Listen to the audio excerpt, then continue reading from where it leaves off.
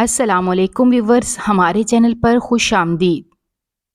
تم بھی اپنے باپ داداؤں کی طرح ایک جاہل ظالم سردار ہو، بھری پنچایت میں فریحہ چلائی تو سردار ساحل خان نے غصے سے اس کم عمر لڑکی کو دیکھا۔ میرے باپ داداؤں کے بارے میں ایک لفظ مزید بولا تو اپنا انجام سوچ لینا، ساحل خان نے مٹھی بھینچتے ہوئے کہا۔ کیا کرو گے؟ جان سے مار دو گے؟ تم لوگ اور کر بھی کیا سکتے ہو؟ فریحہ روتے ہوئے پھر چیخی۔ ان سرداروں کے ایک فیصلے نے اس کا ہستا بستا گھر اجاڑ دیا تھا۔ وہ یتیم ہو گئی تھی۔ جان سے نہیں ماروں گا، اس سے بھی بری سزا دوں گا کہ ساری زندگی تڑپو گی۔ خادم حسین، نکاح کا بندوبست کرو، میں اس لڑکی سے نکاح کروں گا۔ سب کے ساتھ وہ معصوم لڑکی تمہاری بہت زبان چلتی ہے نا؟ تم نے بھری پنچایت میں میرے بیٹے سے اونچی آواز میں بات کرنے کی جرت بھی کیسے کی؟ اخوت سے کہتی وہ دلداد بیگم تھی، اپنی ازلی مغرور انداز میں آنکھوں میں حقارت لیے کھڑی۔ فریحہ کو دیکھ کر بولی تو فریحہ کی آنکھوں میں آنسو آ گئے۔ وہ جانتی تھی کہ یہاں کوئی اسے قبول نہیں کرے گا، نہ ہی وہ اپنی خوشی سے یہاں آئی تھی۔ یہ تو سردار تھا جو اپنی انا پر تازیانہ لگنے پر تلملا اٹھا تھا اور بھری پنچایت میں ہونے والی بے عزتی کا بدلہ لینے کی غرض سے اسے یہاں لے آیا تھا۔ دلدار بیگم نفرت سے اسے دیکھتی بوڑھی ملازمہ کی طرف مڑی۔ اسے کمرے سے باہر قدم نہیں رکھ سکتی، چاہے کچھ بھی ہو جائے، سخت لہجے میں کہتی وہ وہاں سے اپنے کمرے کی طرف چلی آئے۔ ملازمہ نے ایک نظر افسوس سے اس لڑکی کی طرف دیکھا جو بے گناہ ہوتے ہوئے بھی سزا جھیل رہی تھی۔ اس بوڑھی ملازمہ کی آنکھوں میں نہ جانے اس حویلی میں کتنے ظلم ہوتے دیکھے تھے، لیکن یہاں نوکری کرنا اس کی مجبوری تھی۔ وہ بہت کم عمری سے اس حویلی کی خاص ملازمہ مقرر ہوئی تھی اور حویلی سے نوکری چھوڑنے کا وہ تصور بھی نہیں کر سکتی تھی۔ ان کا پورا خاندان ہی حویلی کے لیے کام کرتا تھا۔ کبھی کبھی اس ملازمہ کو خود پر افسوس ہوتا اور اس کا ضمیر اسے ملامت کرتا، لیکن پھر اپنے بارے میں سوچ کر وہ اپنے ضمیر کو تھپکی دے کر سلا دیتی تھی۔ فریحہ کے ہوش میں آنے کے بعد اس نے پانی کا گلاس اس کے پاس رکھا اور دروازہ بند کر کے باہر بیٹھ گئی۔ دروازے کو باہر سے زنجیر لگا کر تالا لگا دیا گیا تھا تاکہ کسی بھی طور اندر سے دروازہ نہ کھولا جا سکے۔ یہ دلدار بیگم اور سردار دونوں کا آرڈر تھا۔ فریحہ میں اب تو اتنی ہمت بھی نہیں رہی تھی کہ وہ اپنے حق میں کچھ بول سکے۔ یہاں تو ہر ایک کی نظروں میں وہ اپنے لیے حد تک ہی دیکھ رہی تھی۔ اسے شدید پیاس محسوس ہوئی تھی تو اس نے سامنے پڑا گلاس اٹھا کر پانی پینے لگی۔ ایک دم اس کا حلق تک کڑوا ہو گیا۔ پانی اس کے منہ سے کسی فوارے کی طرح باہر نکلا۔ وہ حد سے زیادہ نمکین پانی تھا۔ ان لوگوں کے ظلم کی کوئی انتہا نہیں تھی۔ پچھلے کئی گھنٹوں سے اس نے ایک نوالا بھی نہیں کھایا تھا اور حلق اس کا بالکل سوکھا پڑا تھا۔ نہ چاہتے ہوئے بھی اسے وہ نمکین پانی پینا پڑا۔ وہ اپنا سر گھٹنوں پر رکھے آنکھیں موند گئی، لیکن اس وقت باہر سے ملازمہ نے زور زور سے دروازہ بجانا شروع کر دیا۔ پہلے تو اسے سمجھ نہیں آیا کہ دروازہ تو باہر سے بند ہے، تو وہ ملازمہ دروازہ کیوں بجا رہی ہے؟ پھر اسے سمجھ آیا کہ اسے حکم دیا گیا ہے کہ اسے سونے نہیں دینا۔ بار بار دروازہ بجانے کی وجہ سے اس کی نیند میں خلل پڑ رہا تھا۔ پوری رات وہ بے چین رہی، اس کا سر درد سے پھٹ رہا تھا، لیکن جو شخص اسے یہاں لایا تھا وہ اس سے بالکل بے پرواہ ہو چکا تھا۔ شاید اس نے اسی مقصد کے لیے اس سے شادی کی تھی۔ اور کتنے دن میں یہاں پر گزار سکوں گی؟ دیوار سے ٹیک لگاتے اس نے بے بسی سے سوچا۔ پہلے ہی اس کے خاندان پر ایک بہت بڑا صدمہ گزرا تھا، اب مزید کوئی تکلیف جھیلنے کی ہمت ان میں سے کسی کے اندر نہیں تھی۔ لیکن وہ لوگ گاؤں کے سردار تھے، ان کی بات کو کون ٹال سکتا تھا؟ اگر اس کے گھر والے ان کی بات مان کر اسے ان کے حوالے نہ کرتے تو پورا خاندان بھی تباہ ہو جانا تھا۔ اس لیے نہ چاہتے ہوئے بھی سب کو دل پہ پتھر رکھ کر یہ فیصلہ کرنا پڑا۔ ایک ایک لمحہ فریحہ پر عذاب بن کر گزر رہا تھا۔ وقت تھا کہ کٹ ہی نہیں رہا تھا، اور اگر وقت کٹ بھی جاتا تو بھی فریحہ کے لیے کچھ بھی نہ بدلتا، سب کچھ ویسا کا ویسا رہتا۔ ان چند گھنٹوں میں وہ بالکل ٹوٹ کر رہ گئی تھی۔ آگے نہ جانے باقی کا وقت میں کیسے گزاروں گی، یہ لوگ تو مجھے سکون سے جینے بھی نہیں دیں گے۔ بے چینی سے وہ سوچے جا رہی تھی۔ یہاں سے نکلنے کا کوئی راستہ نہیں تھا، اس بات سے تو وہ اچھے سے واقف ہو چکی تھی۔ صبح اس کی آنکھ حویلی میں ہونے والے شور شرابے کی آواز سے کھلی۔ تھوڑی دیر پہلے ہی وہ سوئی تھی۔ شاید وہ بوڑھی ملازمہ بھی تھک ہار کر کچھ دیر کو سو گئی تھی، اسی لیے اسے بھی سکون میسر آ گیا تھا۔ لیکن ابھی 1 گھنٹہ بھی نہیں ہوا تھا اسے سوئے کہ حویلی سے شور کی آوازیں آنے لگیں۔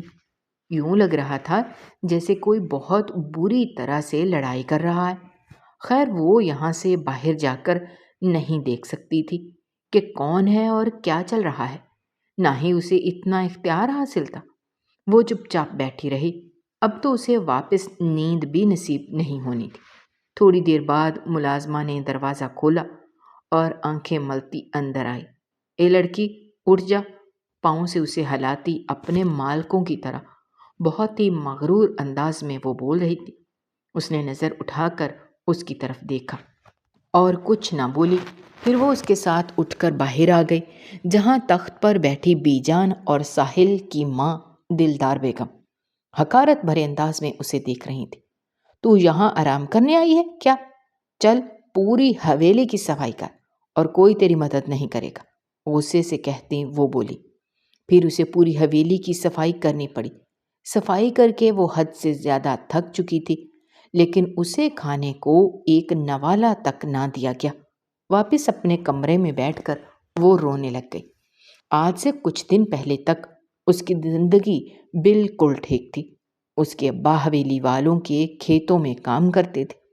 ایک معمولی سی غلطی پر حویلی والوں نے انہیں اتنا مارا کہ ان کی جان چلی گئی، اور جب پنچایت بٹھائی گئی تو اس میں بھی قصوروار اس کے باپ کو ہی ٹھہرایا گیا، جس پر وہ چلاتے ہوئے ساحل خان کی طرف دیکھ کر بولی کہ تم بھی تمام سرداروں کی طرح ہی ہو، تمہارے باپ دادا بھی یہی کرتے تھے اور تم بھی یہی کر رہے ہو۔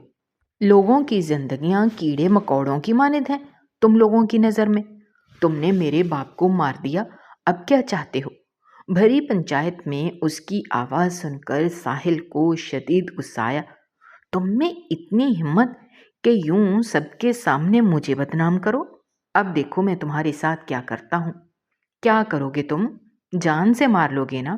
مارو مجھے۔ وہ بھی آگے سے غصے سے بولی۔ اس کا غم بہت بڑا تھا، لیکن ساحل نے اس کی بات کو اپنی انا پر تازیانے کی طرح لیا۔ میں آج کے آج تمہاری زندگی اپنی قید میں کر لوں گا اور ساری زندگی تم سسکتے ہوئے گزارو گی۔ یہ کہتے اس نے اپنے خاص آدمی کو اشارہ کیا۔ چلو خادم حسین، نکاح کی تیاری کرو۔ اور اگلے 1 گھنٹے بعد وہ اس کی دلہن بنی اس کی حویلی پہنچ چکی تھی۔ حویلی میں قدم رکھتے ہی اسے اندازہ ہو گیا کہ اس کی زندگی آسان نہیں ہونے والی۔ یہاں کی عورتیں اسے حقارت بھری نظروں سے دیکھ رہی تھیں، جیسے اس نے بہت بڑا گناہ کر دیا ہو۔ دلدار بیگم آگے بڑھی اور بولی، ساحل تجھ سے بدلہ لینے کے لیے یہاں لایا ہے، اس سے کوئی امید مت لگا لینا۔ یہ کہہ کر وہ زور زور سے ہنسنے لگی تھیں۔ پھر ملازمہ کو اشارہ کر کے بولی، اسے اس کے کمرے میں لے جاؤ۔ ملازمہ آگے بڑھی اور پکڑ کر ایک کونے میں بنے پرانے کمرے میں لے آئی، جہاں غالباً کاٹھ کباڑ رکھا جاتا تھا۔ اس کمرے کو دیکھ کر فریحہ نے گہری سانس بھری۔ یہاں دھول ہی دھول تھی۔ ساحل خان، میں تم سے ویسے بھی کسی اچھے کی امید نہیں رکھ رہی تھی، تلخی سے دل ہی دل میں ساحل کو مخاطب کرتے ہوئے وہ بولی۔ اتنے دن میں حویلی میں اسے ایک ہی ہمدرد ملی تھی، اور وہ تھی ساحل خان کی بہن زرینہ، جو کہ حویلی کے ظالمانہ نظام کے خلاف تھی۔ وہ اس کے ساتھ بہت اچھے سے پیش آتی تھی۔ ایک دن وہ اس کے پاس بیٹھی کمرے میں بات کر رہی تھی۔ اسی وقت ساحل خان نے دروازہ کھلا دیکھا اور آوازیں سنی تو وہاں چلا آیا۔ اتنے دن بعد وہ اسے دیکھ رہا تھا۔ زرینہ اس کے آتے ہی وہاں سے اٹھ کر بھاگ گئی۔ ساحل اس کے قریب آیا۔ مزہ آ رہا ہے اس سزا کو بھگتتے ہوئے؟ کس نے کہا تھا بھری پنچایت میں میرے سامنے زبان چلاؤ؟ وہ مسکراتے ہوئے اس سے بولا تو فریحہ اس کے مد مقابل کھڑی ہو گئی۔ تم تو ہو ہی ظالم، پڑھ لکھ کر بھی تم میں کوئی شعور نہیں آیا سوائے ظلم کرنے کے۔ تم لوگوں کو اور کچھ آتا ہی نہیں۔ تم میرے سامنے زبان کیوں چلا رہی ہو؟ اپنی زبان بند رکھا کرو، ساحل خان نے اس کا منہ دبوچتے ہوئے کہا، جو پچھلے 1 گھنٹے سے اس کے سامنے کھڑی اسے ظالم ہونے کا خطاب دے رہی تھی۔ تمہاری حیثیت میرے نزدیک کچھ بھی نہیں ہے۔ یہاں تم اپنی سزا بھگتنے کے لیے آئی ہو، اور جس وجہ سے تمہاری یہ سزا شروع ہوئی تھی، لگتا ہے کہ تم وہ وجہ بھی بھول چکی ہو۔ ساحل نے ایک ایک لفظ کو چباتے ہوئے کہا۔ فریحہ تو اسے اپنے اتنے قریب دیکھ کر گھبرا گئی تھی۔ نہ جانے اس کے دل کو کیا ہو رہا تھا۔ آج سے پہلے تو کبھی بھی اسے ساحل خان کی قربت میں ایسا کچھ محسوس نہیں ہوا تھا۔ ابھی بھی وہ اس سے کچھ انچ کے فاصلے پر موجود تھا، لیکن اس کے دل کی تیز ہوتی دھڑکنوں کو صاف سن پا رہا تھا۔ وہ جو اسے مزید کچھ کہنے والا تھا ایک دم سے خاموش ہو گیا، اور پھر اس کا بازو چھوڑا اور وہاں سے لمبے لمبے ڈگ بھرتا نکل گیا۔ یہ مجھے کیا ہو رہا ہے؟ اسے دیکھ کر میرا دل اتنی تیزی سے کیوں دھڑک رہا ہے؟ فریحہ بے چینی سے اپنے دل پر ہاتھ رکھتے سوچ رہی تھی۔ اس کا ماتھا بھی پسینے سے بھر چکا تھا۔ اب میں کبھی بھی اس شخص کے سامنے نہیں آؤں گی، چاہے میں جتنا چیخ چلا لوں، ان پر کوئی اثر نہیں پڑنے والا۔ یہ لوگ اپنا ظلم جاری رکھیں گے، خود سے کہتی وہ زمین پر بیٹھ گئی۔ تھوڑی دیر بعد بوڑھی ملازمہ اندر داخل ہوئی۔ اس کے ہاتھ میں کھانے کی پلیٹ تھی۔ یہ لو بی بی، کھانا کھا لو۔ ہمیشہ کی طرح بیزاریت سے اس نے پلیٹ اس کے سامنے رکھی۔ فریحہ نے ایک نظر سامنے ڈالی۔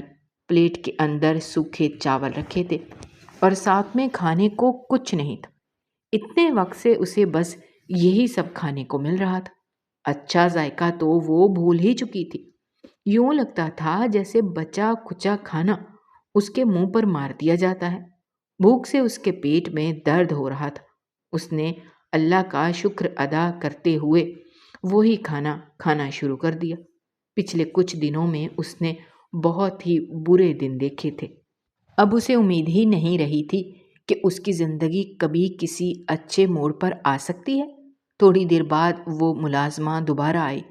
بی جان تمہیں بلا رہی ہیں، آ جاؤ۔ فریحہ فوراً سے اٹھی، اپنا دوپٹہ ٹھیک کیا اور اس کے پیچھے پیچھے ہال کی طرف چلی آئی، جہاں بی جان معمول کی طرح تخت پر بیٹھی سب پر حکم چلا رہی تھی۔ اے لڑکی، وہاں کھڑی کھڑی کیا کر رہی ہو؟ یہاں اور میرے پاؤں دباؤ۔ فریحہ کو دروازے میں کھڑے دیکھ کر چلاتے ہوئے بولے۔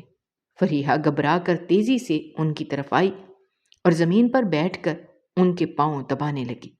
یہ کرتے ہوئے کچھ آنسو اس کی آنکھوں سے چپ کر کے بہہ گئے۔ اپنے گھر میں تو وہ کتنی زیادہ لاڈلی تھی، اور یہاں پر اس کے ساتھ کیا سلوک ہو رہا تھا۔ اس نے سختی سے اپنی آنکھیں میچ لیں۔ اسی وقت ساحل خان کسی کام سے اندر کی طرف آیا۔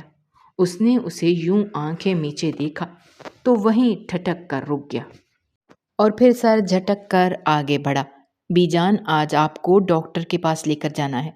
وہ وہیں تخت پر بیٹھ گیا تھا۔ اس کی آواز سنتے فریحہ نے جھٹ سے اپنی آنکھیں کھولی۔ وہ اس کے بے حد قریب موجود تھا، لیکن حد سے زیادہ لاپرواہ۔ یوں لگتا تھا جیسے یہاں فریحہ موجود ہی نہیں ہے۔ خیر، میں اس سے کوئی امید کیوں لگا رہی ہوں؟ اس نے اپنے آپ کو ڈپٹا۔ ٹھیک ہے، میں تیار ہوتی ہوں، تم گاڑی نکلواؤ۔ بی جان نے اپنے پوتے کو دیکھتے ہوئے پیار سے کہا۔ یہ چل ہٹ جا، بہت دبا لیا تو نے، تیرے ہاتھوں میں تو جان ہی نہیں ہے۔ انہوں نے اپنے پاؤں دباتی فریحہ کو پاؤں سے ہی ٹھوکر مار کر پرے کیا۔ وہ سیدھا فرش پر جا کر گر پڑی۔ ایک دم سے ساحل خان کی نگاہیں اس کی طرف اٹھیں۔ فریحہ نے بھی اسی پل مڑ کر دیکھا۔ دونوں کی نظریں ملی تو ساحل خان نے نگاہیں چرا لی اور انجان بنتا بی جان کو سہارے سے کھڑا کر کے ان کے کمرے میں چھوڑ آیا۔ ان کے جاتے ہی زرینہ بھاگتی ہوئی وہاں آئی۔ بھابھی جلدی سے اٹھیں، یہ نہ ہو کہ بی جان دوبارہ سے آ جائیں۔ اس کا ہاتھ پکڑ کر اسے کچن میں لے آئی۔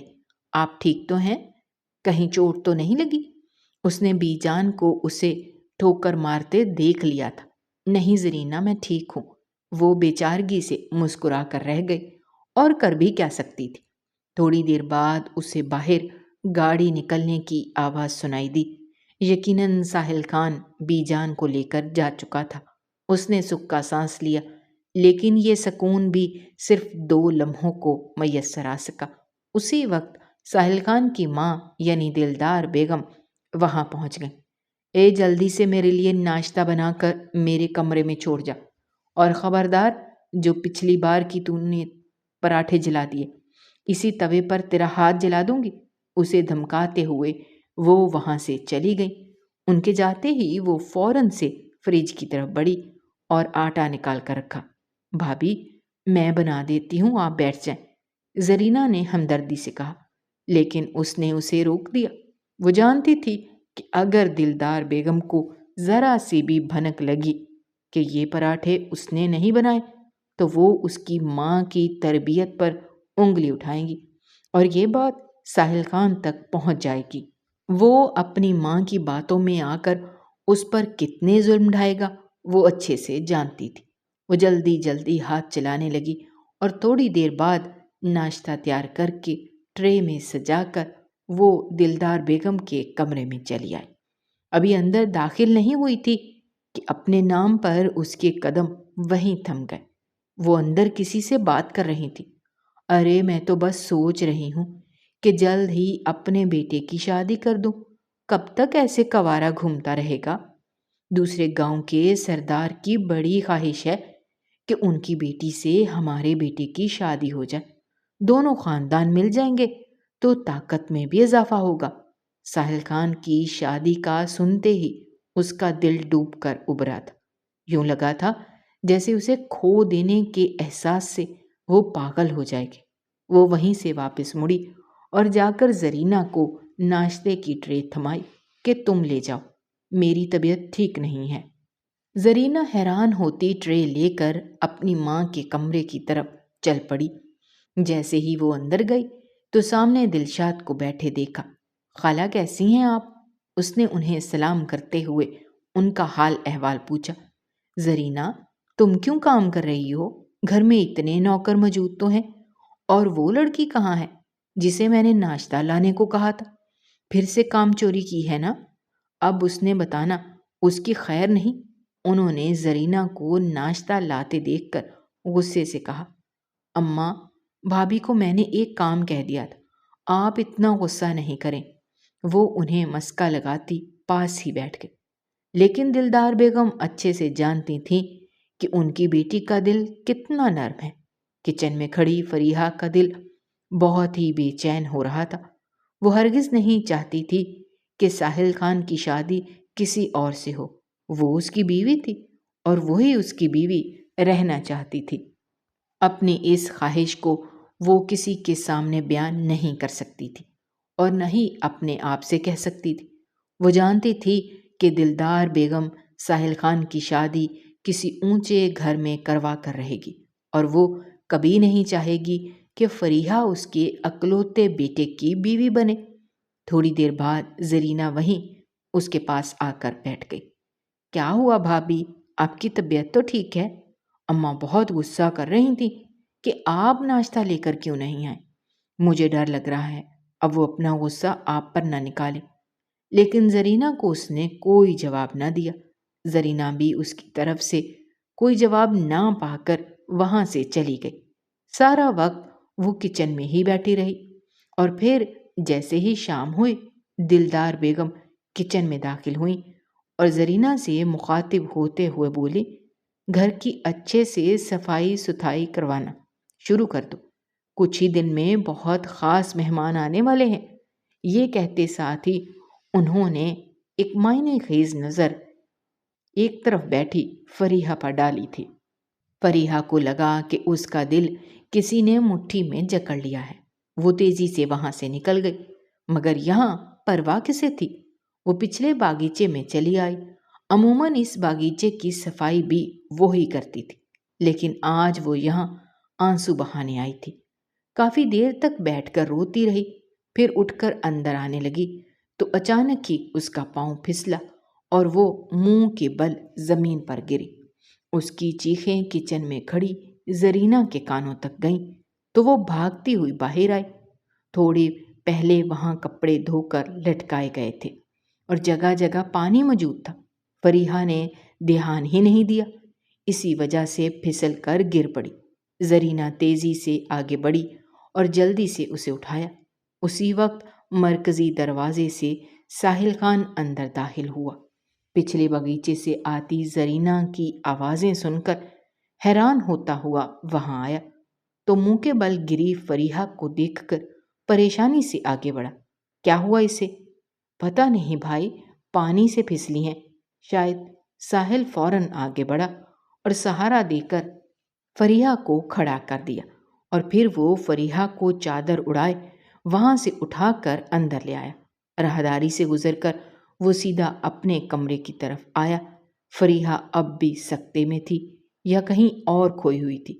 اسے احساس بھی نہیں ہوا کہ ساحل خان اسے اپنے کمرے میں لے آیا ہے۔ اس کا دماغ اور دل تو کہیں اور ہی تھا۔ ساحل نے کمرے کا دروازہ بند کیا اور اسے بیڈ پہ بٹھایا۔ اس کے پاؤں میں شدید چوٹ آئی تھی۔ اس کی یہ حالت دیکھ کر وہ افسوس کر کے رہ گیا۔ آج پہلی بار اس نے اسے ہمدردی بھری نظروں سے دیکھا تھا، ورنہ وہ اس کی کوئی پرواہ نہیں کرتا تھا۔ اسے تو اپنے بدلے سے غرض تھی بس۔ اس نے فریحہ کا پاؤں دیکھنا شروع کیا جو سوج کر لال ہو چکا تھا۔ اس کے لمس کا احساس تھا یا اس کی موجودگی کا؟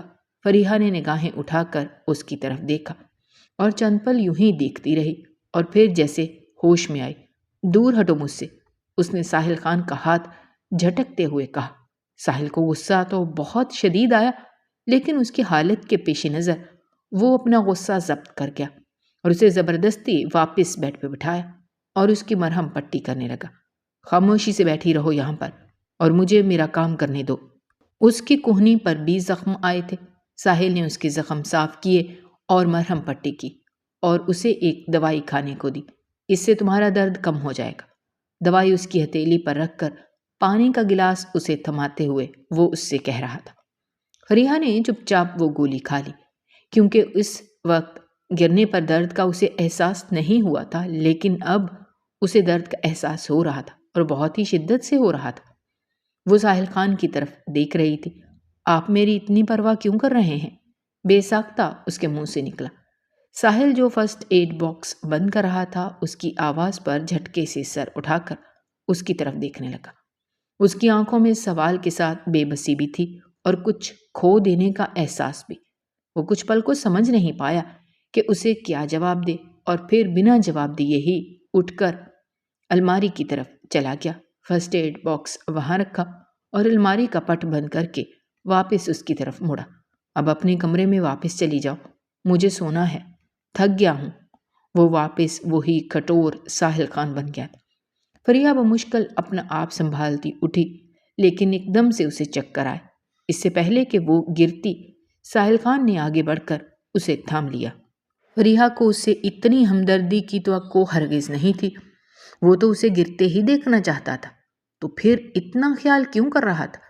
یا پھر مرہم رکھ کر بعد میں تکلیف دینے کا ارادہ رکھتا تھا؟ وہ سمجھ نہیں پا رہی تھی۔ اس نے خود کو ساحل سے دور کیا۔ میں خود چلی جاؤں گی، یہ کہہ کر وہ دروازے کی طرف بڑھی، لیکن اس کی حالت بالکل ٹھیک نہیں تھی۔ ساحل کا دل بار بار کہہ رہا تھا کہ اسے روک لو، لیکن پھر اس نے اپنے دل کو جھٹکتے اسے جانے دیا۔ دلدار بیگم اپنے کمرے میں بیٹھی سمجھ نہیں پا رہی تھیں کہ ساحل خان نے آج اس لڑکی سے اتنی ہمدردی کیوں کی۔ وہ حد سے زیادہ غصے میں نظر آ رہی تھی۔ ان کی بہن بار بار انہیں خاموش رہنے کا کہتی۔ باجی، ساحل آپ کا بیٹا ہی نہیں بلکہ اس گاؤں کا سردار بھی ہے۔ اگر آپ نے اس کے کام میں کسی بھی قسم کی مداخلت کی تو اس کا انجام اچھا نہیں ہوگا۔ آپ اچھے سے جانتی ہیں کہ حویلی کی عورتیں کبھی بھی سردار کے فیصلوں کے بیچ میں نہیں آتی، اور اگر کوئی آنے کی کوشش کرتی ہے تو اس کا انجام کبھی بھی اچھا نہیں ہوا ہے۔ یہ نہ ہو کہ آپ کے ساتھ بھی وہی ہو جائے جو نمیرہ بیگم کے ساتھ ہوا تھا۔ وہ سرگیوشیانہ لہجے میں کہہ رہی تھی، کیونکہ حویلی کے در و دیوار اگر نمیرہ بیگم کا نام سن لیتے تو اس حویلی میں ایک طوفان برپا ہو جاتا۔ یہاں ان کا نام لینا سختی سے ممنوع تھا۔ تم کیا کہہ رہی ہو دلشاد؟ انہوں نے تنک کر اس کی طرف دیکھتے ہوئے کہا۔ ساحل خان میرا بیٹا ہے اور میری کسی بات کو نظر انداز نہیں کرتا، انہوں نے اتراتے ہوئے کہا۔ تو دلشاد بیگم نے طنزیہ لہجے میں انہیں یاد دلایا، فرحان خان زادہ بھی نمیرہ بیگم کا اکلوتا بیٹا تھا، یاد ہے یا بھول گئیں؟ وہ انہیں گئے وقتوں کے قصے یاد دلا رہی تھیں۔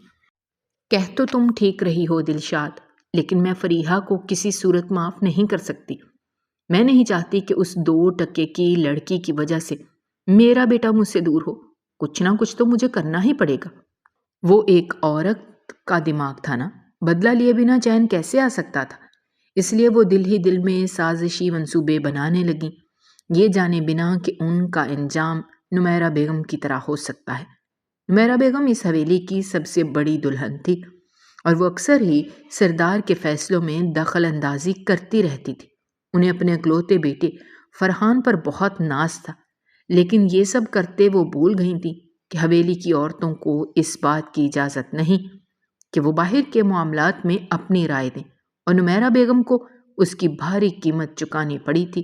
حویلی اور حویلی والوں سے ان کا رابطہ ہمیشہ ہمیشہ کے لیے ختم ہو چکا تھا۔ انہیں پہاڑوں پر تنہا ایک چھوٹے سے گھر میں قید کر دیا گیا تھا، اور دلشاد بیگم انہیں اسی بارے میں یاد دلا رہی تھی۔ لیکن دلدار بیگم کے سر پر ایک جنون سوار ہو چکا تھا۔ انہوں نے فیصلہ کر لیا تھا کہ وہ فریحہ کو ان کے بیٹے کی نگاہوں میں گرا کر ہی دم لیں گے، چاہے اس کے بدلے انہیں کوئی بھی قیمت چکانی پڑے۔ فریحہ بمشکل اپنا بدن گھسیٹتی اس آخری کمرے میں آئی جو کچھ عرصے سے اس کا مستقل ٹھکانہ بن چکا تھا۔ آج بوڑھی ملازمہ وہاں موجود نہیں تھی۔ اس نے شکر کا سانس دیا، ورنہ پوری رات وہ اسے سونے نہ دیتی۔ وہ اندر آئی اور دروازہ بند کر کے ایک کونے میں ڈھیسی گئی اور تھوڑی ہی دیر میں نیند کی وادیوں میں چلی گئی۔ شاید ساحل خان نے اسے نیند کی گولی دی تھی تاکہ اسے درد محسوس نہ ہو۔ صبح اس کی آنکھ کھلی تو اس وقت تقریباً 10 بج رہے تھے۔ یہاں تو گھڑی نام کی کوئی چیز نہیں تھی، لیکن اتنے دن سے یہاں رہتے رہتے اس نے وقت کا اندازہ لگانا شروع کر دیا تھا، اور وہ بھی حویلی کی حرکات و سکنات سے۔ اس وقت پچھلے باڑے سے ملازمین کی باتیں کرنے کی آواز زیادہ تھی جو یہاں جانوروں کی رکھوالی کے لیے موجود ہوتے تھے۔ دکھتے جسم کے ساتھ وہ اٹھ بیٹھی اور اپنے زخموں کو دیکھنے لگی۔ اس میں ہمت نہیں تھی کہ اٹھ کر باہر جاتی۔ حیرت انگیز طور پر آج کسی نے اسے نیند سے جگا کر باہر بھی نہیں بھیجا تھا، اور نہ ہی کسی کا بلاوا آیا تھا۔ لگتا ہے حویلی والے اب تک سو رہے ہیں، اس نے بڑبڑاتے ہوئے سر دیوار سے ٹکا لیا۔ لیکن پھر صبح سے دوپہر ہو گئی اور دوپہر سے شام، کوئی بھی اسے بلانے نہیں آیا۔ اب تو اسے حیرت ہو رہی تھی، نہ تو اسے آج بوڑھی ملازمہ نے کھانے کو کچھ دیا اور نہ ہی اسے پریشان کیا۔ اب بھوک سے اس کی حالت خراب ہو رہی تھی۔ جیسے ہی شام کے سائے گہرے ہونے لگے، اسے کمرے کے دروازے پر آہٹ سنائی دی۔ وہ چوکنی سی ہو کر بیٹھ گئی کہ کہیں دوبارہ سے دلدار بیگم نہ ہوں، کل کی کسر پوری کرنے آئی ہوں گی، شاید، وہ دل ہی دل میں سوچ رہی تھی۔ لیکن اسی وقت اسے دروازے سے زرینہ آتی نظر آئی۔ زرد رنگ کے بلب کی ہلکی ہلکی روشنی وہاں پھیلی ہوئی تھی۔ زرینہ تیز روشنی سے آئی تھی، اس لیے ایک دم سے یہاں دیکھ کر حیران رہ گئے۔ اب تک تمہارے کمرے میں کسی نے ٹھیک سے بلب نہیں لگایا کیا؟ وہ اس سے مخاطب ہوئی تو فریحہ خاموش رہی۔ کیا بولتی؟ وہ کوئی مہمان تھوڑی تھی جو اس کا خیال کر کے کوئی یہاں پر بلب لگاتا۔ زرینہ نے اپنے دوپٹے میں ایک ٹرے چھپا رکھی تھی۔ یہ لو، تمہارے لیے کھانا لائی ہوں۔ جانتی ہو، آج پورا دن تم نے کچھ نہیں کھایا۔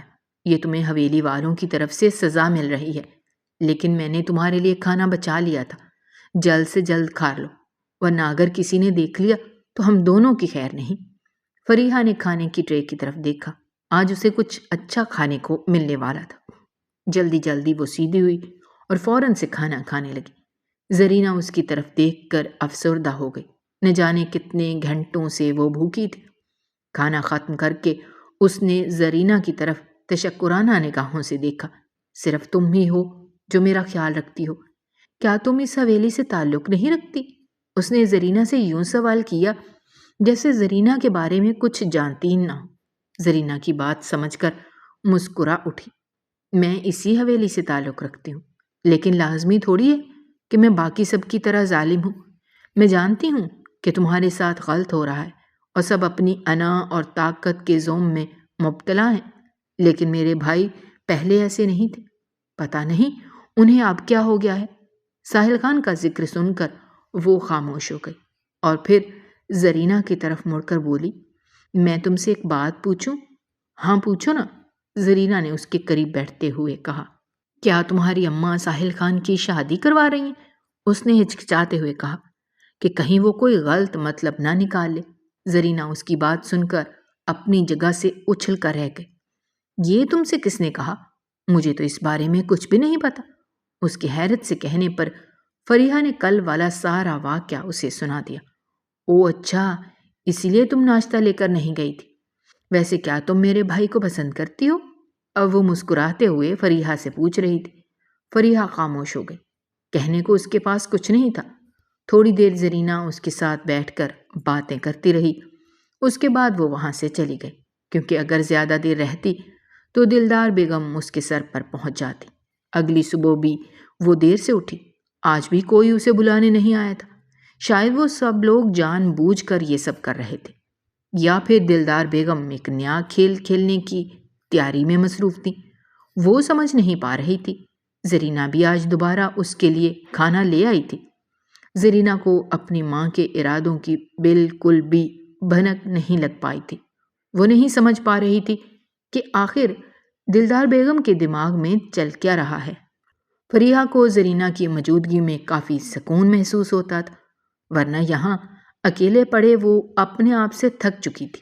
اکیلے رہنا بھی ایک امتحان سے کم نہیں ہوتا۔ اس بات کا اندازہ فریحہ کو آج ہوا تھا۔ وہ اس قید تنہائی سے اب مکمل طور پر تھک چکی تھی۔ زرینہ روزانہ رات میں آ کر اس سے تھوڑی دیر باتیں کرتی، اسے کھانا دیتی اور پھر چلی جاتی۔ تقریباً ایک ہفتہ ایسے ہی گزر گیا۔ اس کے بعد ایک دن دلدار بیگم نے اس بوڑھی ملازمہ کے ہاتھ پیغام بھجوایا، تمہاری ماں تم سے ملنا چاہتی ہے۔ میں نے ملاقات کا بندوبست کر دیا ہے، جاؤ جا کر اس سے مل لو۔ اپنی ماں کا ذکر سنتے ہی فریحہ کی آنکھوں میں حیرت دوڑ گئی۔ وہ سردار کے فیصلے پر یہاں لائی گئی تھی اور وہ جانتی تھی کہ زندگی بھر اس کے گھر والوں کو اس کی شکل دیکھنے کو نہیں ملے گی۔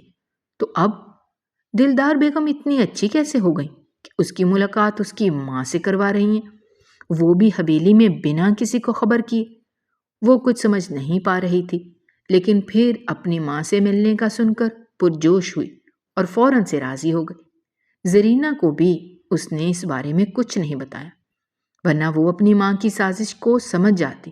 ہر ایک سے اس نے یہ بات چھپائی اور رات کے وقت بوڑھی ملازمہ کے ہمراہ اس پرانے باغ میں آ گئی، جہاں پر اب کبھی کبھی ہی کاشت کی جاتی تھی۔ ہر طرف اندھیرا چھایا ہوا تھا۔ اس نے اپنی ماں کو آواز لگائی، لیکن جواب میں اسے کوئی آواز سنائی نہ دی۔ بوڑھی ملازمہ نے اسے کہا، تھوڑی دیر انتظار کرو، میں دیکھ کر آتی ہوں، وہ آنے ہی والی ہوں گی۔ یہ کہہ کر وہ حویلی کے اندرونی دروازے کی طرف بڑھ گئے اور اس نے دروازہ فوراً سے بند کر دیا۔ اس بات سے فریحہ بالکل ناواقف تھی۔ اسی وقت ایک دم سے باغ میں لگی لائٹیں آن ہو گئیں۔ اتنی روشنی دیکھ کر فریحہ کی آنکھیں چندیا گئیں اور جب اس نے آنکھیں کھولیں تو اس کے سامنے ساحل خان غصے سے کھڑا تھا۔ اسے سمجھ نہیں آ رہا تھا کہ اس کی ماں کے بجائے ساحل خان یہاں کیا کر رہا ہے، اور پھر اس نے ادھر ادھر دیکھا تو سامنے کھڑا ایک لڑکا کپ کپا رہا تھا۔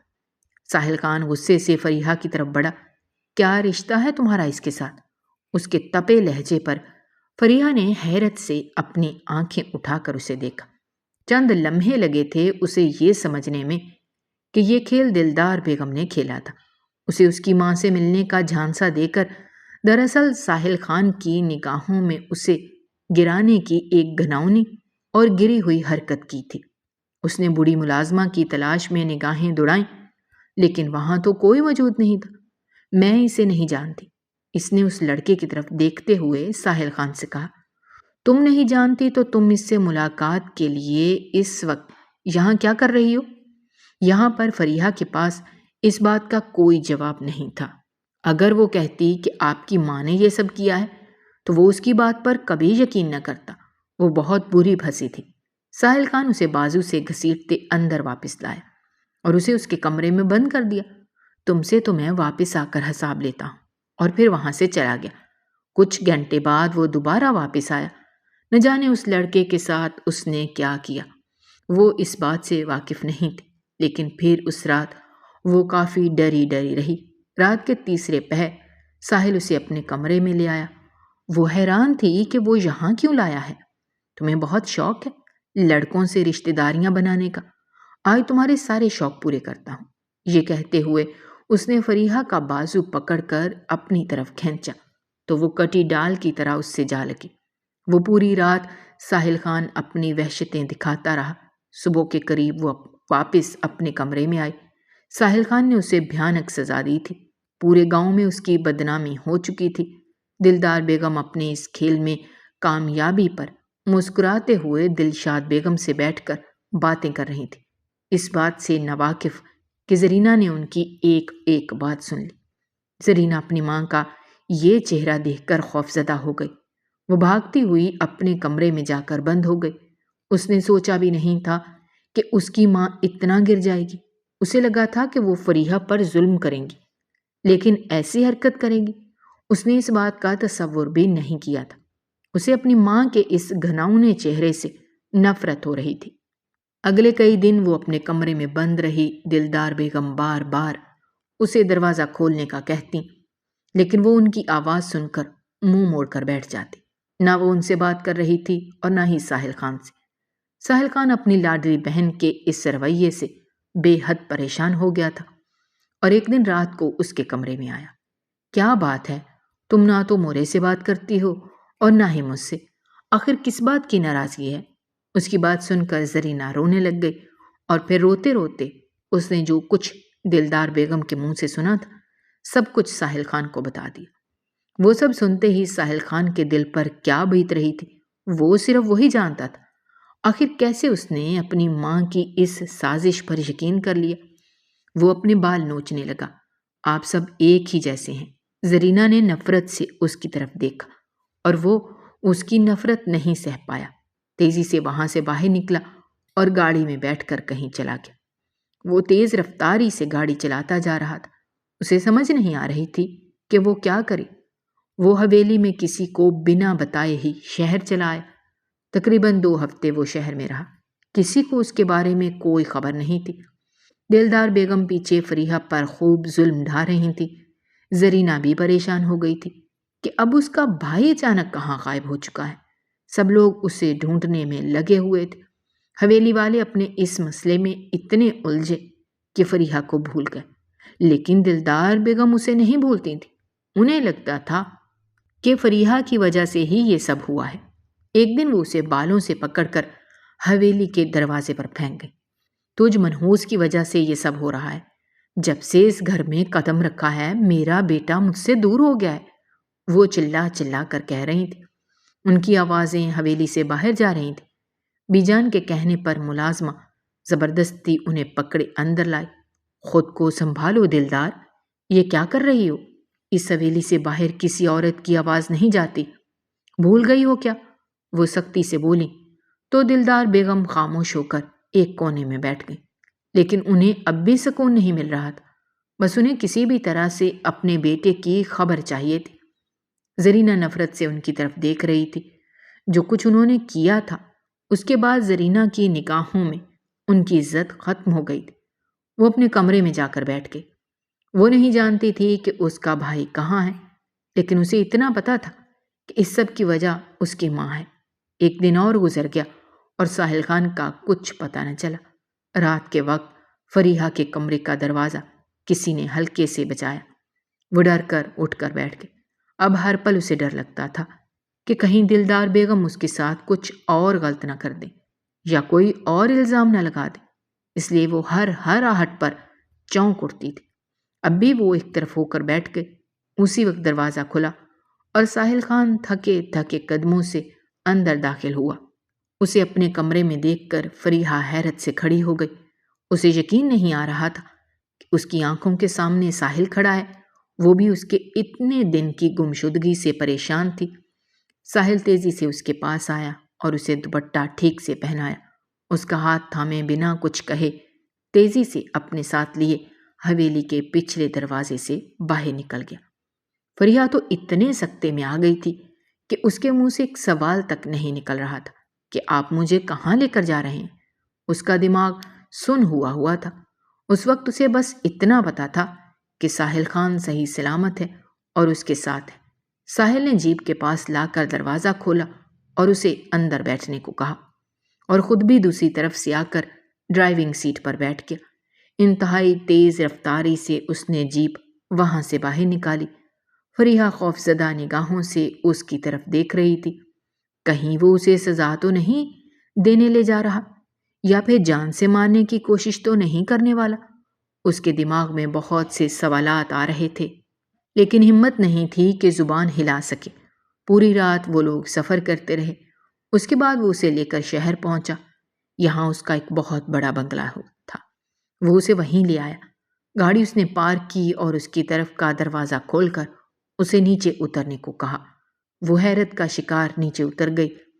وہ اسے ساتھ لیے بنگلے میں داخل ہوا تو سامنے ملازمہ کھڑی اس کا انتظار کر رہی تھی۔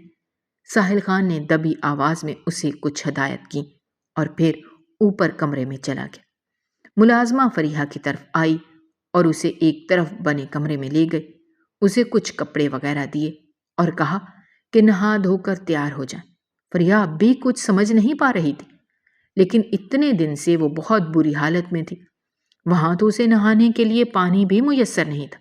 اسے اپنے پاس سے بہت بدبو محسوس ہو رہی تھی۔ اتنے دن بعد اسے صاف کپڑے پہننے کو مل رہے تھے۔ جلدی سے اس نے واش روم کا رخ کیا اور نہا دھو کر صاف ستھری ہو کر باہر آ گئی۔ سامنے آئینہ لگا تھا۔ اپنی شکل دیکھ کر تو وہ حیران رہ گئی۔ اتنے دن میں وہ مرجھا کر رہ گئی تھی۔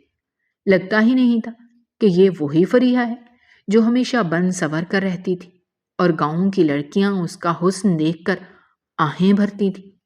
تھوڑی دیر بعد ملازمہ نے اس سے کہا کہ سر آپ کا انتظار کر رہے ہیں۔ پھر وہ اسے ساتھ لیے اوپر چلی آئی اور کمرے میں چھوڑ کر خود چلی گئی۔ وہ اندر داخل ہوئی تو دیکھا کمرہ بہت ہی وسیع و عریض تھا اور بہت ہی خوبصورتی سے سجایا گیا تھا۔ ساحل کہیں بھی موجود نہیں تھا۔ وہ ڈرتے ڈرتے وہیں فرش پر بیٹھ گئی۔ اسی وقت ساحل کمرے میں آیا اور اسے فرش پر بیٹھے دیکھ کر تیزی سے اس کی طرف بڑھا اور اس کا ہاتھ پکڑ کر اسے کھڑا کیا، ساتھ ہی بیڈ پر بٹھا دیا۔ یہاں نیچے مت بیٹھو، تمہیں ٹھنڈ لگ جائے گی۔ کچھ کھانا ہے کیا تم نے؟ فریحہ نے دھیرے سے نفی میں سر ہلایا۔ وہ کچھ سمجھ نہیں پا رہی تھی کہ یہ سب کیا ہو رہا ہے، وہ اسے شہر کیوں لایا ہے۔ تبھی ساحل اگلے ہی لمحے اس کے قدموں میں بیٹھ کر رونے لگ گیا۔ فریحہ نے جلدی سے اپنے قدم پیچھے کی طرف کھینچے۔